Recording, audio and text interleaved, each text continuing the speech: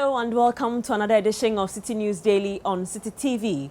Coming up, the Minister of Monitoring and Evaluation, Dr Anthony Akoto Osei, says government is considering extending the International Monetary Fund agreement. We have the details of this as well as many more stories. Do stay. The Minister of Monitoring and Evaluation, Dr Anthony Akoto Osei, has told Citi Business News that government is considering extending the International Monetary Fund IMF agreement from April 2018 to December 2018. According to him, even though the extension has not been approved by government and the IMF yet, discussions are underway as it featured on the agenda during a visit by the IMF assessment team last week. Ghana entered into the agreement with the IMF in April 2015 for a total amount of $918 million, which was expected to be dispersed in 8 equal tranches. Contrary to reports that the IMF may insist on the conditions and extend the duration for the program for the Nana Addo government, Dr Akoto Osei stated that a request for extension was rather raised by the government economic team for deliberations. And to the northern region now, where the Northern Young Patriots, a group affiliated to the New Patriotic Party (NPP), is calling for the immediate dismissal of the Chief Executive Officer of the Tamale Teaching Hospital, Dr Prosper Akambong. At a press conference in Tamale, the chairman of the group, Bashiru Baba, cited the hospital's Deputy Director of Human Resources and the Acting Director of Pharmacy as allies of the CEO, superintending over corruption and nepotism at the referral hospital.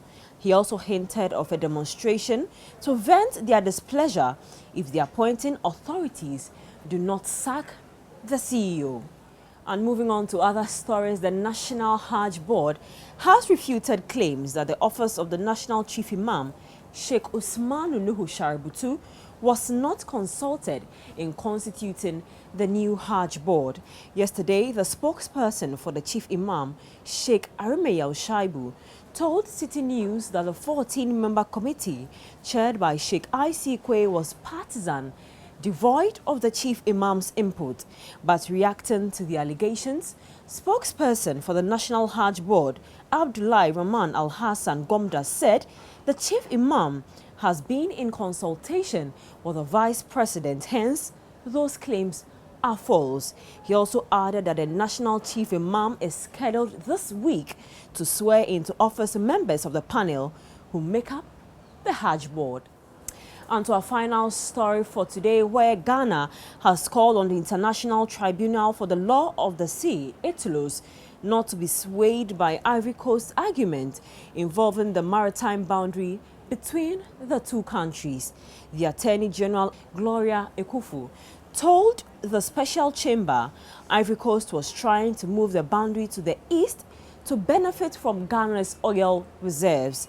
Ghana, in its first round of oral argument, told the chamber the two countries had already agreed on their maritime boundary per their domestic laws, a claim Ivory Coast disputed.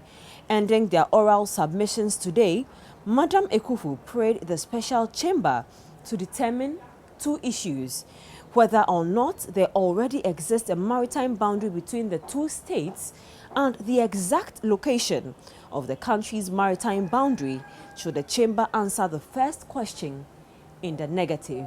And that's how we wrap up for today on Citi News Daily on Citi TV. My name is Zoe Abu-Baidoo. Thanks for watching.